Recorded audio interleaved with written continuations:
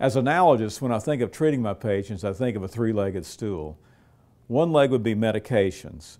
A second leg would be using allergy shots or immunotherapy for their treatment, if indicated. And the third very important leg would be what can we do to reduce exposure to either triggers or things they're allergic to.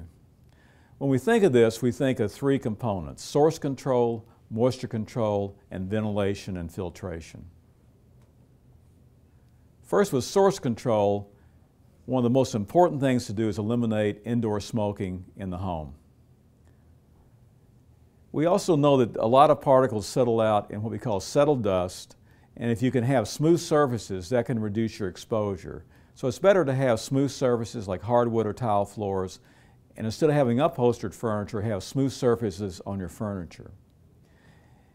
If you know you're allergic to certain things, for instance dust mites, which occur in about 80% of people, encasing the mattress and pillows and even the box springs can be important. If you're allergic to your pets, at the very minimum, keep the pets out of the bedroom at all times. If you've been identified as having allergy to either cockroach or mice, which occur in about 1 out of 5 people, it's important to have regular pest management. And finally, don't do things to introduce particles into your home. So avoid using ionizers, which produce ozone, that are sold as clean air machines. We recommend not using aerosols. And finally, don't use plug-in air fresheners. Now, a second component would be moisture control. If you have any problems with leaks or any kind of history of flooding, make sure all that is repaired, and fix sources of water, things like gutters that may be overflowing. Never use vaporizers or humidifiers because they introduce too much moisture into your home and may cause problems, more problems than they help. When you're showering or when you're cooking, use your vent exhaust fans. If you think you have an indoor problem with either mold or too much humidity, measure the indoor humidity and try to keep it below 50%. You may even need a dehumidifier. Now finally, ventilation and air filtration can be an important component.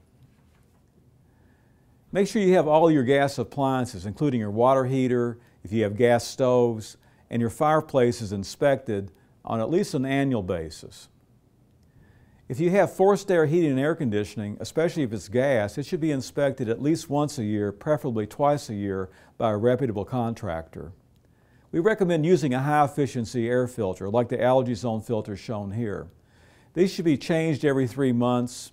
And the other thing you can do is leave the fan on your furnace running all the time, where you turn your house into a whole house air filtration system. If you don't have whole house air filtration, you may want to get a HEPA air cleaner for your bedroom.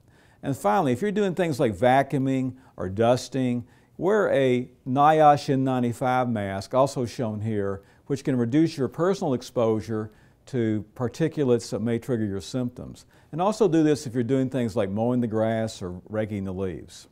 So in summary, avoiding things you're allergic to can have just as much impact as other ways we treat allergies, including medications.